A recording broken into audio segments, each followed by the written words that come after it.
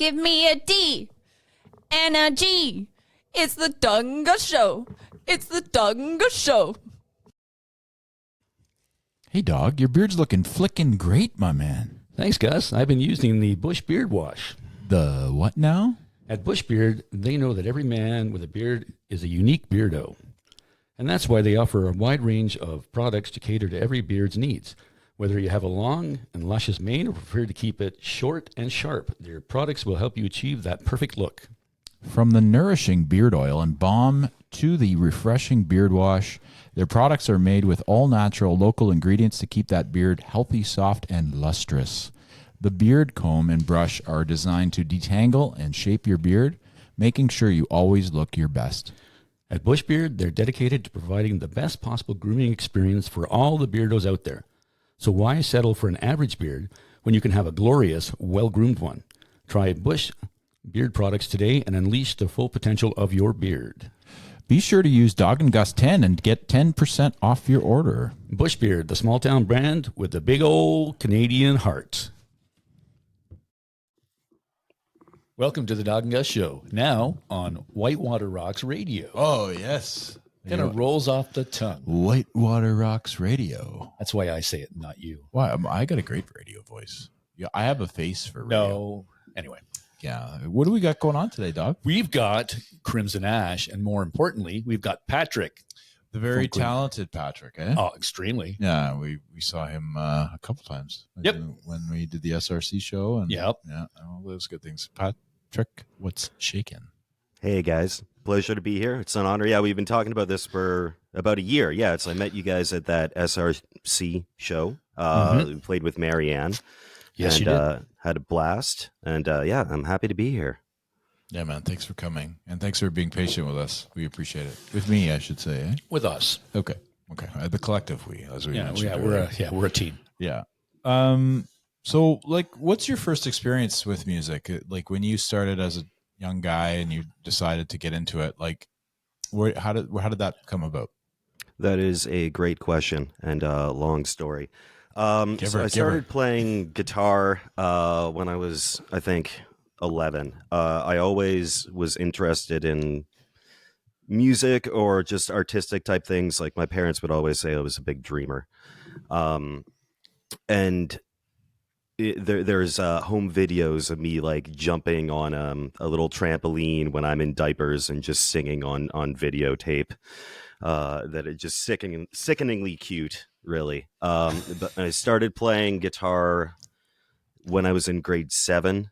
I had to find something to connect with. I kind of, even at that point, I felt like an outsider and I was trying to figure out who I was.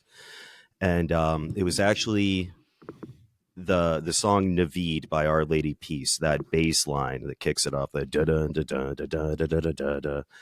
Great song. There was something about that just really connected with me. I thought it was edgy and super cool. So I wanted to play bass originally because of that. And then a friend of mine talked me into playing guitar instead. I'm glad he did. Yeah. I didn't take to it right away. It's in grade 7, starting to get into manhood, I guess. And my teacher had me playing like Mary Had a Little Lamb. So that wasn't super cool, but I stuck through it. At one point we had this lesson. I wasn't practicing at all. Like I wasn't into that stuff. But we had this lesson and my teacher, Bob Yeomans, he sat me down. Well, we were already sitting, but he had a stern talk of being like, I think I got to talk to your parents about this. I don't really think this is going right. And I remember being in sometime that week, being in the toys section at a Sears and thinking to myself, man, if I can't play guitar, if I can't do this, what can I do? Like, I can't do anything if I can't do this. So that talk really made me stick with it. And I don't know who I would possibly be today if you didn't have that stern talk. So that's something that I do with my own students sometimes as well. That's awesome. Your own students. Explain. Yes. Yeah, so my main job is that I'm a music teacher, and I specialize in guitar, but then I also do some beginner piano, ukulele, bass. I've taught a little bit of home production as well. Yeah, the company is called Go Guitar Lessons, and I do that 3 days a week. It's very rewarding work. Cool. It's awesome. Yeah. Yeah. You found your passion at a good age. You know, you were 12 and got after it. That's really young. Grade 7. Yeah. I still haven't figured it out. Yeah. You're still rolling, eh? Yeah, I'm still rolling. Well, this is it, man. You figured it out. I figured it out. It took me 60 years. 60. Well, this summer. Let's not get ahead of Yeah, ourselves. not quite, bro. Not quite. Yeah, I find that sort of gives me an idea of your age, but that song did come out, like that album by Arlie Pieces was a killer for a Canadian band to come out with something like that. It was really good. Yeah, that was monumental. I was in grade 5 when Clumsy came out, and even the kids that didn't like rock, that was a huge thing. I actually preferred Naveed over Clumsy. It's just a little bit darker, I think. And, if you've listened to our music, you know that we're kind of all about that. Yep. Yeah, no, yes. Just a little bit. Tad, yeah. The thing I go just with that album, I see I liked Naveed better also, and I think everybody we've talked to that's a musician likes it better too, because it is raw. More raw. Yeah, I emphasize the R. Thank you, Tony. Tony the Tiger. He says great though. But then the Clumsy album was a bigger success, I think, as far as commercially. But yeah, definitely. Well, that's probably why musicians prefer Naveed over Clumsy. Possibly, but You know it's what I also like I think like Patrick was mentioning, it's sort of their raw version of, because it's their first album, and they just sort of like, I think it was so it was just passionate. It was more passion, I think, than the other one. I think the other one was written to make songs for the radio. Well, to make some money, to be more commercial. Yeah, they sold out on their second album, is what you're saying. Well, a Canadian sold out. We don't do that. You know what I mean? Yeah, I do. Like sort of like Canadian style selling. Gotcha. Yeah. Okay, so Patrick, The Melting Sky is the name of the album. Yes. How long has this been in the works? 16 years, maybe. Yeah, because I knew it was a long time, because we talked with you at the SRC show, and you were talking about it then, and I'm like, well, we got to get you on. He goes, you're like, no, we're not ready yet. Yeah. And yeah. So to be honest, folks, he pushed us off a few times. I did. I tease. I did. It's I've been waiting to talk to you guys for a while. So a few of the songs on here I did write when I was about 21 years old. Actually, obviously they've taken different form, but the closing track, there's it's the one track that, well, one of two tracks that Mike doesn't perform on, and it's a drum loop. I created that drum loop in May of 2008, I think. I wrote that song very quickly. It's not very musically complex. And I recorded the acoustic guitar through this little handheld recorder thing that I have. And that original track is actually still buried in the mix. It just felt like I had to include it, that little homage to my younger self. There you go.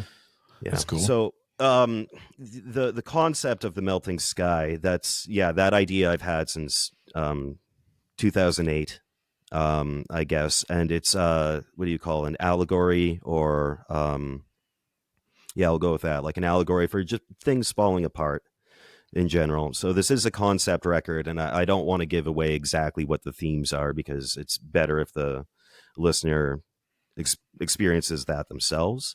But there is a theme across this thing of things falling apart. It starts out more hopeful, and it ends, let's say, somewhere else. Mm-hmm. Interesting. I like that. What about the artwork? It's pretty interesting. It's like a statue where their brain exploded. Thank you. Yeah, love to talk about that. So, please. For starters, I couldn't picture any visual representation that would actually give off what the lyrics and the theme is talking about. The idea of a melting sky, like, I think that is something that people can fill in the blanks with their own imagery. So it just felt like it would be a disservice to do exactly that. So why don't we go with an exploding head instead? Why not? Yeah. That kind of thing. So For S&Gs. yeah. So a dear friend of mine, Stephanie Miles, she is an artist and an art therapist, and just on Instagram, and she had posted a photo of this statue that she created, and it was a female bust, but it's basically just a female version of what you see on the album cover, and it really struck a chord with me. Cool. I'm obviously a musical person. I can't do visual art at all. Like my drawing never progressed past stick figure level. But something about it really spoke to me, and I decided to contact her about it. I didn't want a female bust, like the protagonist of the album. I'm not going to say it's myself, but the protagonist of the album. Just obviously male, so it felt like it was important to have a male bust of it. So Steph recreated the statue. And Laura Collins, who you guys know, everyone knows Laura. She's the best, dear friend of mine. She did the photography for it, the main cover, and then eventually took some other photos of the statue as well. And I'm really thrilled with how it came out. She did a beautiful job. I think it looks unique. And I'm a huge vinyl collector myself, and having a physical product in your hands that actually kind of tells a story, shows off the artwork, is so important to me. Like I can't imagine releasing an album and not having that component be part of it. That's so integral for me. I knew there was something about him we liked. Well, among other things. Oh, among a lot of things, yeah. Yeah, no, I think that's cool that you like, there's something about having a It's just, it's part of the experience, right? You get excited, you open it up, you pull out the liner, you look at the notes, you look at the artwork, you put the album on as you're reading. You can't do that with streaming, man. It's true. Lenny Kravitz just is releasing a new album, and he just posted a video of it came on vinyl, and he did the whole thing where he opens it up. Yeah, and he goes I saw that. Yeah, he's showing so it is true. It's for me, it was tapes. I've told you that before. Once or 10. Yeah, I loved the opening the plastic and that whole folding thing out that went out like 14 feet, and then you just lay it on the floor and see all the stuff. I agree. It's very cool. Very cool. Yeah, I do that too. Like I just picked up 2 records today, an Opeth record and Mastodon record. I played the Opeth one earlier. It was fantastic. So we do have CDs for the record. Unfortunately, vinyl, that just doesn't seem viable for us, and it breaks my heart. But the startup cost is huge. If the album takes off, then, and we have the money that we can put there, and we actually think that we'll sell it and not have boxes just sitting around forever, absolutely, I'll do that. But I will hold this up for you. What we did in lieu of vinyl is instead we printed up these 8x8 large print artwork and lyric books. So it's kind of, it's an option for that. Like the CD does have a 5x5 booklet with the lyrics, but this is a little bit bigger. Like when the which is cooler, right? Bigger is better. But that's new. Like something nobody really. It's very outside of the box thinking and very cool thinking. I think that's very interesting, and it's good for collectors because you guys can sign that. It's something nice. Absolutely. It's easy, frame it exactly. Or just put it up on top of your turntable and just have it looking cool up there. True that. Yeah. Yeah, I like where your head's at. Thanks. It's right above my shoulders. That's usually where it is, eh? Yep, usually. So what's the most difficult thing about being a musician? Money. Yeah. Other than money. Other than money. That's like the usual answer. Yeah. Something that I run into, especially as being a music teacher, so I need to research theory all the time. When I'm driving around, I usually have some music podcasts, like Alan Cross or Rick Beato. If it's like a YouTuber, I just think that's a podcast too. Or I was driving around this week listening to you guys, a few of your podcasts as well. Thanks, man. It's one of the things I run into is people not understanding how little they know about music, and trying to not be pretentious about that. But there's certain things in music that I take for granted that other people don't know. Something I've found with my students the past couple of years. I feel this was taught when I was in elementary school, but like the pop song format of it's intro, verse, chorus, bridge, chorus, outro. And that's the fundamentals of a song. And if you're listening to a song, trying to understand it, or if you're trying to learn it, like you need to know that. You need to look at it from that point of view. And like all of my young kid or teenage students, they don't know that. And that's wild to me. So it's sometimes as a musician, I actually do feel a little bit lonely in talking to other people about, the most important thing in my life, that's music. And there are just things that I might think are so basic that they just don't even know. Yeah, that's interesting. Yeah, I would suspect that it would be, especially because you're so clinical. Like you know your craft so well. And sometimes it would be challenging to chat about the ins and outs of it. Maybe I blame TikTok. It could be part of it. It could be the short term thinking and visualization and attention span. We can blame anything on TikTok at this point, and Absolutely I think that's can. fair. And I Yeah. did. True. We're gonna blow up your track on there though. Well, yeah, this is like what is that one girl there that posted something like playing an old Bob Marley song? She's got like 400 million views. She's attractive, but it's like the other thing is like that's insane. Anyways, off topic. Yeah, Doug doesn't care. Yeah. Well, I don't want to talk about that. Patrick, where'd you come up with Crimson Ash? Where'd that come from? There's not a lot to it, to be perfectly honest. Like we were just kind of I'm sorry. So disappointed. We were just throwing things at the wall and combining words that kind of fit together. And in the end, I think I did a poll on it. It was between Crimson Ash and Sunken Stone. And my God, am I glad we went with Crimson Ash. Me too. Yeah, it was available. Yeah. It was available. The one, so that was a big thing, right? Yeah. It's one of my best friends. He has a project coming out now. It's a solo album. He did everything himself, and he's having a really hard time finding band names because like they've all been taken, really. So I'm proud of our name. Just a hodgepodge of words, but I think it sounds pretty cool, and it was available. So I'm glad we have it. We were worried about comparison to King Crimson. Like that's kind of obvious, but like our music sounds nothing like theirs whatsoever. It's a completely different approach. So, Well, see, I was going to go there because they are progressive rock.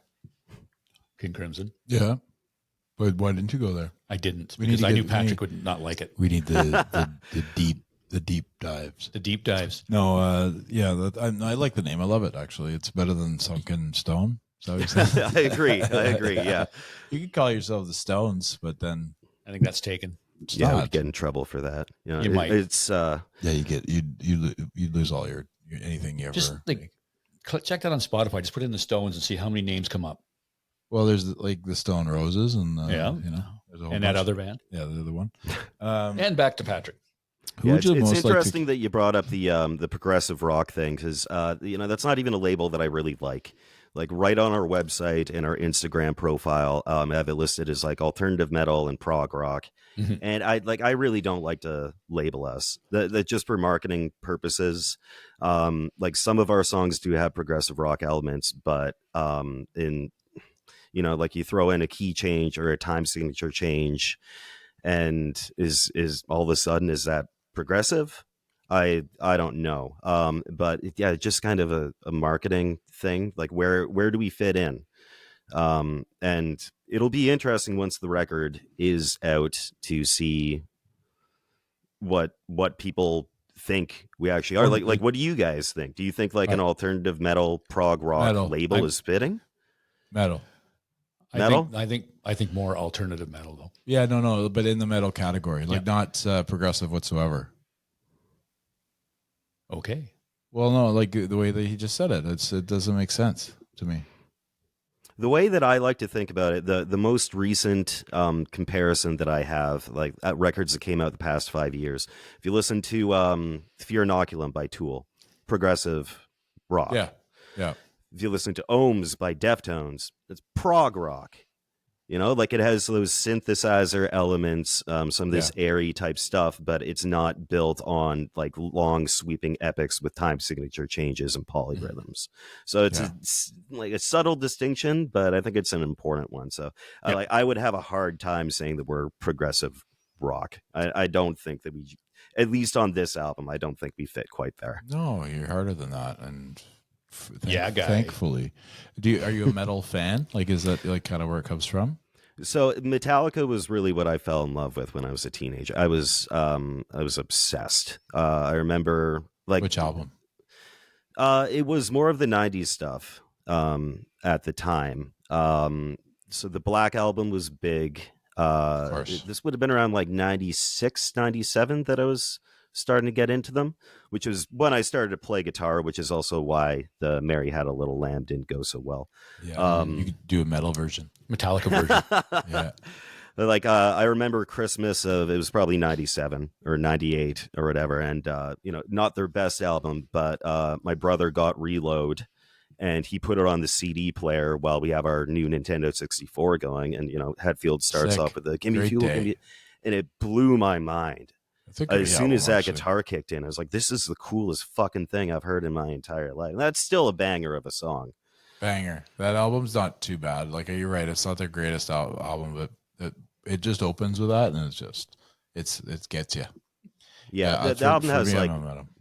it's got like 5 good songs, which to me does not make for a great record. I love Load though. I get flack for this, but Load is my favorite Metallica album. It's Metallica doing grunge. Like, I don't know why people are pissed off about Metallica doing grunge. No, it was part of the grunge era, so it makes was. sense. I am so indifferent to that. Why? I don't think it's bad. No, but you're not a person that usually. I mean, you like what you like, but you're not very like, you don't hate any music. I Nope, don't think. not You at know all. what I mean, I try not to. I don't hate anything either, but I think that I have an opinion, and I think that's why Patrick and I, are going to get along, because He's going to answer the question the way you want him to. That's right. Yeah. We already know this. Yeah, it's already there. It's okay. Well, he could tell us why, and that's probably why. Load is a good album. It is. Metallica's got a couple bangers. I'm a big Master of Puppets guy and Ride the Lightning guy, but then eventually the 90s did kick in. I don't give Load enough chance. I haven't given it as much, so I'm going to re-listen to that. Thank you, Patrick. Awesome. I'm glad I could do that for you. Ride the Lightning is probably number 2 for me, so that makes me an even weirder Metallica fan. I just think it's sequenced very, very well.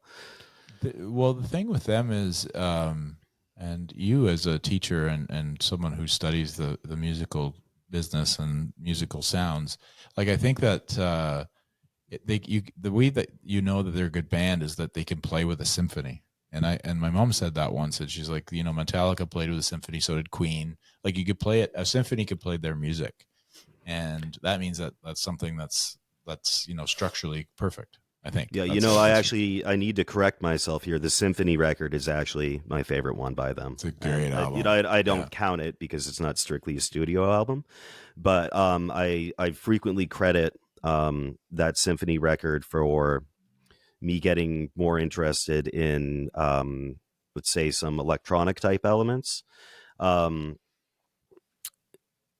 Those electronic elements can come out as being symphonic, or it's adding a layer, like it's adding some pianos even, or some pads, or synthesized strings.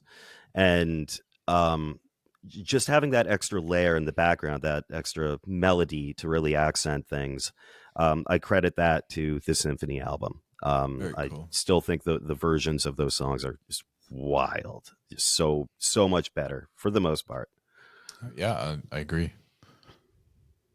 Again, nothing there? What? Not a thing. Okay. Thanks for coming. You two music guys can talk. I'll just sit here and look good. Thanks for coming out. Yeah, you're welcome. I mean, I'm not even saying I'm a music guy. I'm saying you're a music guy just as much as I am. Metallica.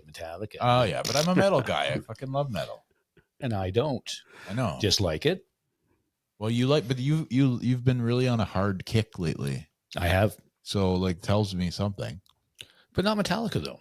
No, that's fair. Yeah. But I mean, anyways, you and I could talk later. Yeah, we're talking about. You can yell at me after we're done with Patrick. Patrick. A guy that's knows what he's talking about. Yeah. Yeah. Now, Patrick, the singles that you put out, Disappear Yep. and Hope, right? Yes, you got Did it. you change, like they came out way before this album was completed, right? Yeah. They've been out for a little while because I played those a few times Yeah. on my show. And Cherie, she's like, "Who are these guys?" And I had to tell her, she loved them. She loved those songs. Oh, thank you. Did you change them up at all? Did you revisit and go back and say, you know what, let's do this instead of this when you're putting them on the EP? A little bit. Mhm. So the Disappear has an extended intro and outro that are absent. I didn't want to cut it anywhere else. Like I could have, but it just didn't feel worth it to get involved in all of that. So like the song starts off with like a complete bang. When you hear the record, there's going to be more of a lead into that. Okay. Hope had a lot of edits. It had 4 edits per time, and to be perfectly honest, I'm like not thrilled about that, but I really just strongly felt that we needed to put out a single, and that always seemed like the contender to me. Like I mentioned the pop song format earlier of like verse, chorus, chorus, bridge, chorus, and Hope for the most part follows that. But I think I chopped out about 1.5 minutes of that song. So some of those extended areas where it's just all about groove and feel, ambiance or whatever you call it, those have been cut from the version that people have been hearing for the past year or so. So when people hear the full version, I hope that no pun intended. I hope that they will. Yeah, it's bad. I hope that they'll enjoy the album version more. We'll cut that out. We don't do this. No, we're not. We're going to keep it right in there. Oh yeah. Oh yeah. We'll tell Patrick we'll cut it out, but we will not. Yeah, but I'm going to listen to this for quality just to make sure. Yeah, I cringe the entire time listening to myself talk. Why did I say that? Why did I say that? Yeah, we did remaster that song a little bit as well. Or there are just some things when we sequence it together with every other track that that version didn't quite fit, whether it be some reverb here or there, or just like a volume thing or a panning thing here. It's not wildly different, but I think it is an improvement over the single version, which of course is why both of these tracks have single version beside them. They have been edited to be that. Right. Yeah. You're getting a musical lesson right now, eh? I'm getting a very good musical lesson for sure. Yeah. No, it's wonderful. Yeah. No, because I don't know. Like I'm not a musician, I know. so when they talk about all this stuff, I'm just kind of like, It was wonderful. I smile and nod. It just shows you like when someone speaks passionately about something that they love, like Patrick is right now. It's nice to We hear. enjoy it. Yeah, I love it. We I love do. it a lot. Yeah. So you mentioned you played the piano, the guitar, the ukulele, or you teach those. Sorry. Yeah. Do you play anything other instruments? Well, sing obviously. But, We know no, that. so- Yeah. Sorry. Yeah. Well, no, of throat course. instrument. Yeah. Ukulele is kind of, I mean, like, I don't really play that, to be honest. Like, I can teach it to little kids. But anyone who plays guitar can play ukulele. Just like give them a book, give them a ukulele, give them an hour, and they can figure out how to play the instrument. It's a very simple thing. So I don't really play bass either. Like I played the bass on our record. But I play it as a heavy-handed guitar player, basically. Piano, and I'm not even that great at it, to be perfectly honest. I understand how it works. I love playing it. It's an instrument that it's kind of easy to impress people with. You don't need to multitask quite as much as you would like with a guitar.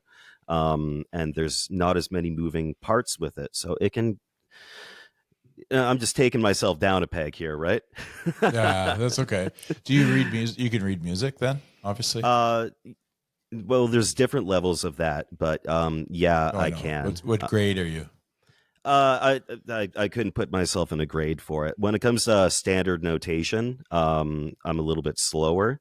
I recently had to learn how to read bass clef, which I'm still pretty slow at, but like rhythm, I can read totally fine. Rhythm is, you can get that involved in tablature as well. So I'm really proficient at that. But the musical staffs of treble clef and bass clef, finding the notes quickly on those, I'm still pretty slow. I can work it out, but it won't be as fast as if you give me tablature. Fair enough. Tablature. Tablature. Word of the day. It is. I'm going to use it in a sentence sometime. It's not about tables. Oh. Well, actually, it is, but it's not that type of table. Patrick, Yes. is there a genre? Get about it. Are you looking for a podcast partner? I might be. being a music guy, is there a genre of music that you just don't understand? Like you don't understand that. Like I'm just talking about like popularity. Is there a genre? I don't want you to out anybody. Mhm. Maybe I do. I don't know. Who you don't like? What music don't you like?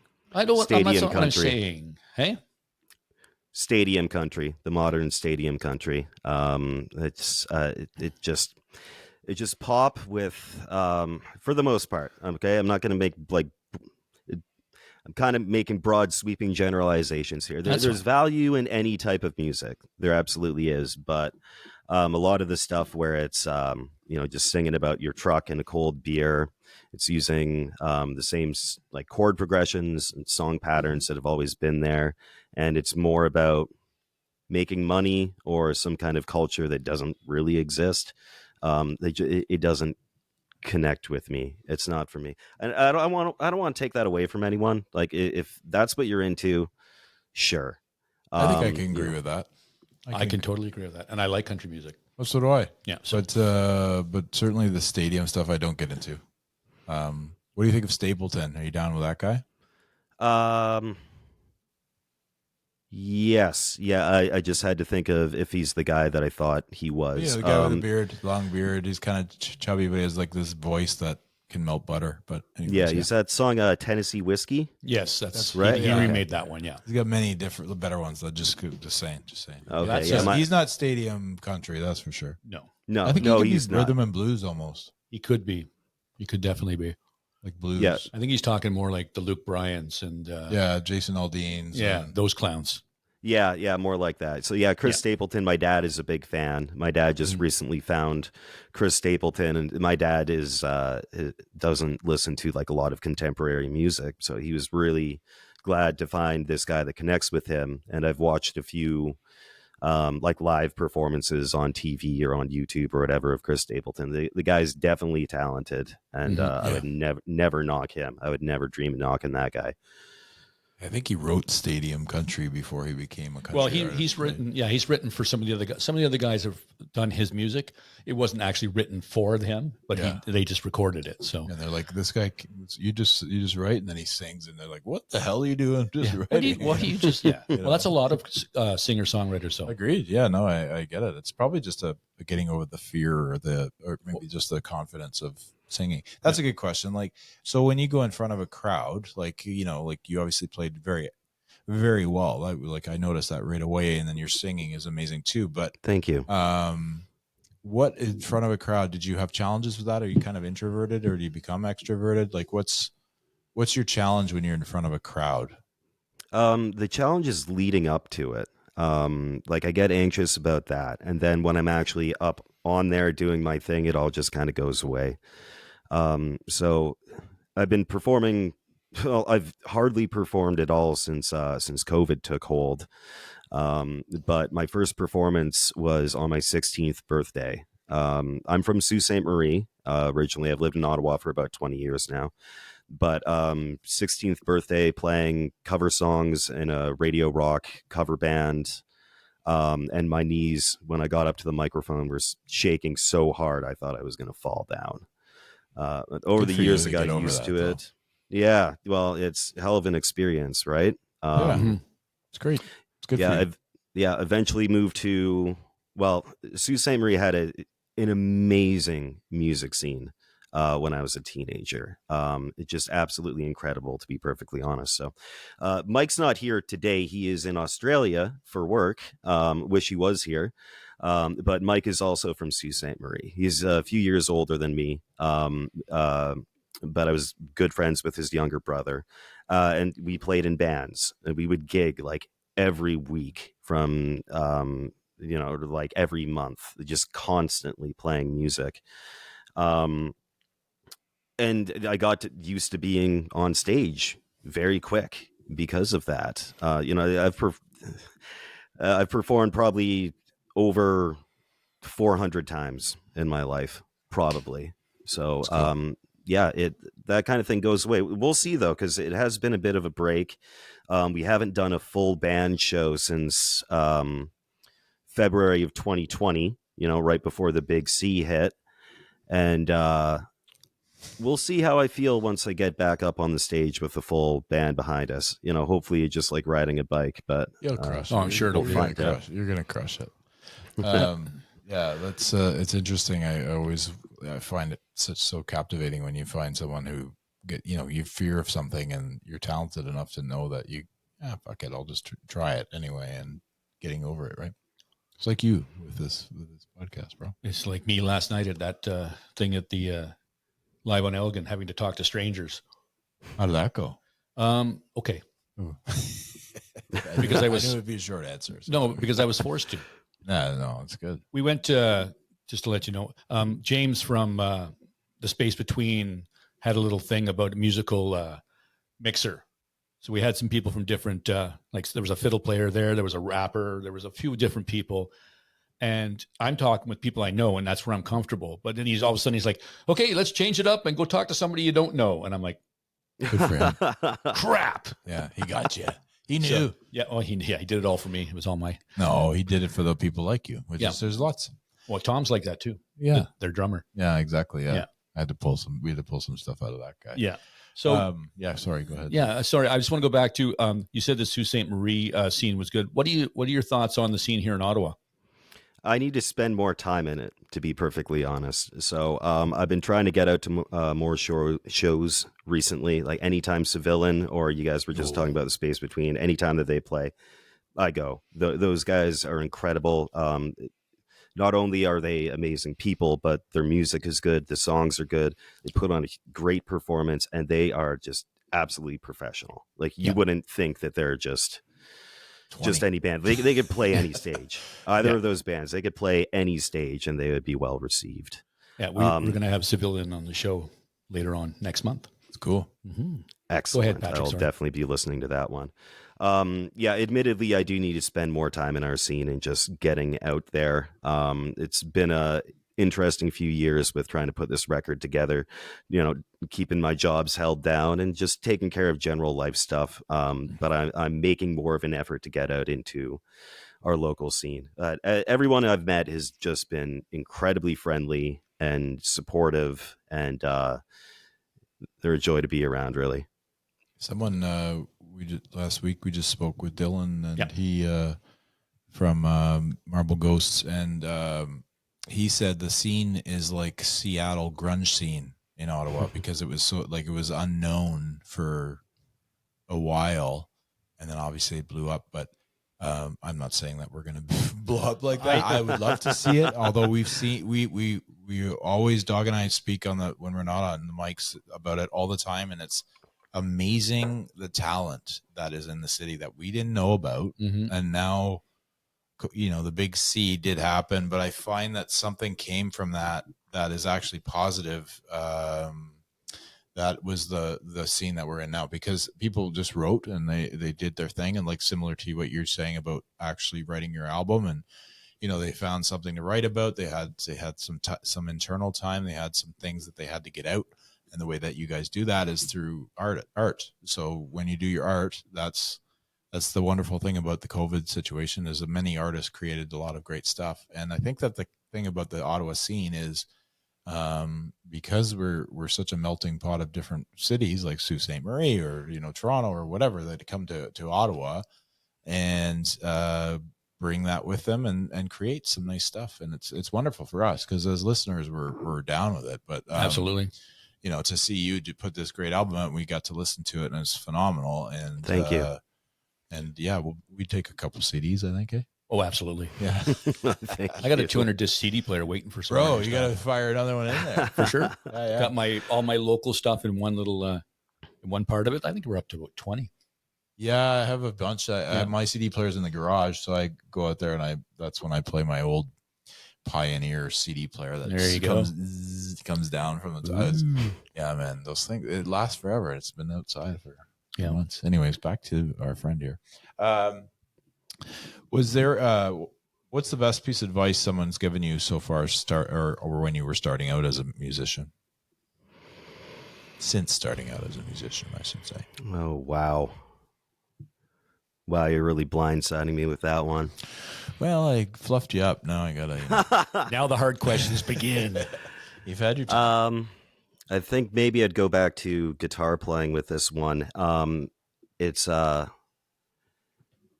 you don't stop playing. Like, you need to play through your mistakes. So this goes down to a live performance situation. It's something that I need to tell my students all the time. If you make a mistake, you just got to play through it, pretend that it wasn't there.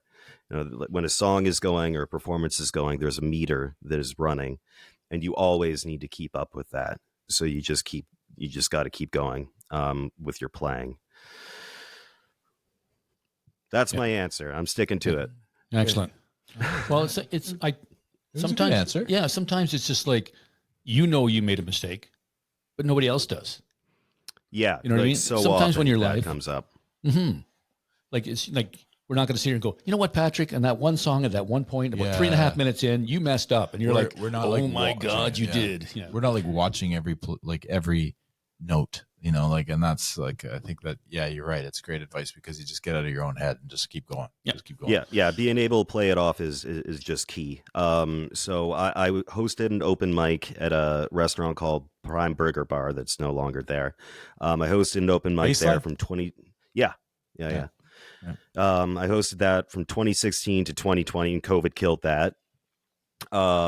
But like I did, that was every Friday night that I did. So over those 4 years, I was 200 performances that I did in this place. And like the amount of times that I would mess something up, like all the time, but not, but most of the time, not in a way that anyone would notice. Exactly. Because you just got to be able to cover that up. Like I'm sure that both myself and Marianne at the SRC show from last year, I'm sure there's stuff that we fucked up. But usually people are just lost in the moment, and they're not going to catch that stuff. And even if it is a little mistake, they're there to be enthralled by the experience, and they're not there to nitpick. Usually. Yeah, it's live. Mistakes are going to happen. Well, even if it does, who cares? Yeah. It's like you said, we enjoyed the show, and I was just thrilled to be there. You were. I was. Yeah, we had a good time. Yeah. You got anything for him? Yep. Okay, let's go. I'm ready. This is going to be tough. Hard questions coming, buddy. Mm-hmm. Careful. When you're like, for the music that you guys do is it ever in your head like, this is too long? The song is too long for people to listen to the whole. Like, you know what? When you're playing live and you got say a 7-minute song. Yeah. Do you think that's too long? Which we do. That's why I said it. Yeah. No. I'm not concerned about that, especially in with this record, that it's a concept record. It's supposed to basically be a 43-minute long song, but with different chapters. When I create something, I want it to be something that I myself would enjoy. And a lot of the music that I listen to does have longer songs, like bands like Porcupine Tree or Opeth, or some of the longer Metallica songs, or Pink Floyd. They have these really long songs, and it's supposed to be a journey. It's supposed to, you're supposed to kind of just lose yourself in it. So am I aware that the songs might be too long for some people? Like, absolutely. Do I care? Fuck no. I like it.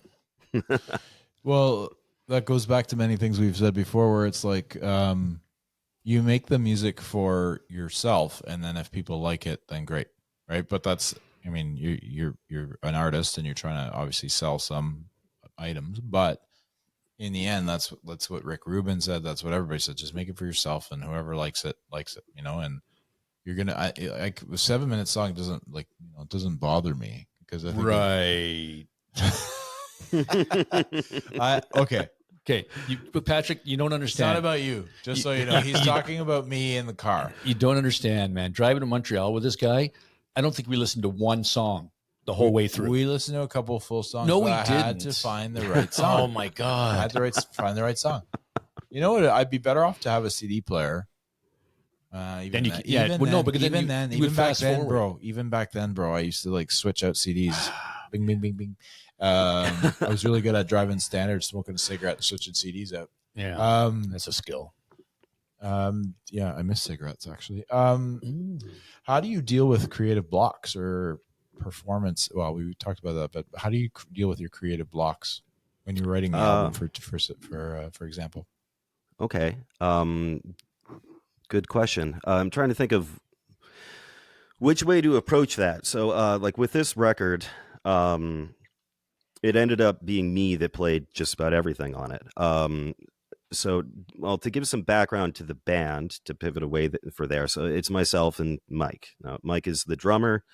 He's my best friend. For how much I do for the band, there really isn't a Crimson Ash without him. It's a partnership, although it's not exactly an equal partnership. So yeah, with this record, I played just about everything myself, and I produced it, and I recorded it with Mike here in my studio that we're in right now, that I'm in, that you're watching me in. Mm-hmm. Tell us what it's named. I have named it Queen Magpie Studios. Although I don't know if I am ever actually going to record anyone in here other than myself. So Queen we'll Magpie see. Studios. Mm-hmm. Now I need to register it because someone's going to steal it. No. Nobody listens to this. Don't worry. Yeah. I do. I'm just kidding, brother. We're grateful for all our listeners, man. We've got a bunch now. Yeah. So for the creative, you should trademark it though, just because it's cheap to do that. So go get it. Yeah, just kidding. You're right. So let's refine this question. So like for creative block, are we talking about playing an instrument? Are we talking about producing? Are we talking about writing? All of the above, or what? I think writing, I would say, is probably the more. I would imagine that would be the spot where you get the most of it. But I don't know. I'm interested to hear your take. Sure, the writing is going to be interesting. So Mike and I have already been demoing new material, just throwing stuff at the wall, see what sticks. Something that I do is I keep a folder on our drive, on our cloud, of riff ideas. So if I'm just jamming along with my guitar, and that's how everything starts, mostly, is with me composing on the guitar and then taking it elsewhere. But I have like maybe 50 riff ideas that are about 30 seconds long each, just so I can hear them on repeat. And then I organize that by what key it's in, like what groove it might have. Excuse me. And I've been reluctant for a good while to really start writing new songs because I wanted to see this record through. I felt like if I had really started creating other things, I'd get distracted. I'd second guess myself. And I just needed this record to come through exactly the way that it has. So as for writing new material, well, like the past 4 years has, monumental shift in the world, not only in, coming out of the COVID thing, but just personal experiences I've had, things that I've learned along the way as a producer or a writer or a musician, I think our next record is going to be pretty freaking different from this one. It'll still sound like us, but I think there's going to be some variation. So I don't know how to speak to myself as a writer, as a musician at this moment, because I think I'm about to rediscover that entire thing. Fair enough, man. Fair enough. Do you think, Patrick, that concept albums are making a comeback? I don't know. Who is doing them right now? The reason I asked is because I'm going to tell you. Mm-hmm. You did one. Yeah, I did Yes, one. Yeah. you did. Yeah. And the gentleman we're talking to next, they've done one. Who's Sonder. Sonder? Sonder? They've done a concept album as well, which they sent to us. Did you listen to it? A little bit. Yeah. Yeah, it's just so good. You guys should travel together because you guys would make a good tandem, the two of you. Yeah. But but also there's a lot of people putting out full albums too. Yeah, but not concept albums. Like a lot of people put out an album, there's 10 tracks on it, and they don't tell a story like Patrick's album, or they don't tell a story like Saunders. Like it's just, here's track number 1, here's track number 10. And so I think, because there's a lot of, there's a few concept albums back in the 70s and the 60s and stuff. So Amanda Rayom's album. Yeah. Amanda Rayom's album is a concept album. That's what I'm saying. Like Amanda's, Patrick's. Yeah. And I believe his name's Scott that we're going to be talking to next. You better figure that out. I'm going to try. Just kidding. It's I think that's cool answer. Like cool question. I mean, it's funny how maybe they are coming back because somebody's trying to tell a story, man. Somebody needs to tell the story, and that's the way they tell the story. Yeah, the industry is definitely interesting right now with short form content. We talked about the whole TikTok thing. Yeah. And I know a lot of bands are all about just putting out singles right now, and all the power to them. But that's just not the art that I want to create. And I, at this point in time, I think I have some vague ideas in my head that I won't share for the next record that I think will be a conceptual piece as well. That's just the way that I like to view these things. That comes together with me being a vinyl fan as well. Like I view a record as one whole cohesive piece. It doesn't need to be conceptual, but it does need to be sequenced well. Yes. It needs to paint a full picture. I believe in the album as a concept. So like maybe we would put a single out here or there if I feel like it doesn't fit in with something, but that's not really where my interest lies. I'm an album person, so that's the kind of art that I'm going to create. Fair enough. It's good. I like that too. I think getting singled to death is just, I don't know. It's just not the way I'm used to music. You know what I mean? Yeah, you'd hear a single and then like, okay, we got a new album coming out next week, and here's one of the singles off of it, and that's it. And they'd release the single album, but they'd have B-sides. Yeah. Have, that's when the 45s were around. Right? Remixes back in the day. Remember 45s? No, I don't remember. You're too young. Yeah. Patrick's too young too. Yeah. I think he's younger than me. So yeah. What about 78s? 8 tracks? I have an 8-track machine. Man, I'm old. But I don't have any 8 tracks. Oh. No, I'm just curious because, like I said, because Saunders and then Amanda's from a couple years ago. The space between. Yeah, I know you're still on this topic. No, I'm done. I'm just kidding. Oh man, what do you find that where you're living right now is affecting your career? I've made a pretty good life here. People rag on Ottawa. I'm from Sault Ste. Marie. Like, come on. The Sioux, man. I'm from the Sioux, and which does have lovely attributes as well. I'm not going to rag on my hometown, but No. I've never been born in Ottawa, ever. I think a lot of people that complain about the city being boring are perhaps themselves boring people. Personally, sorry, not sorry. Nice. You tell him, But Patrick. it's Well, He's right. I'm happy here. I've worked hard to make a good life here. The company that I work for teaching is amazing. The event that we're hosting on May 10th for the record releases at Whippersnapper Brewing Company, and I've worked for that company for 6 years now.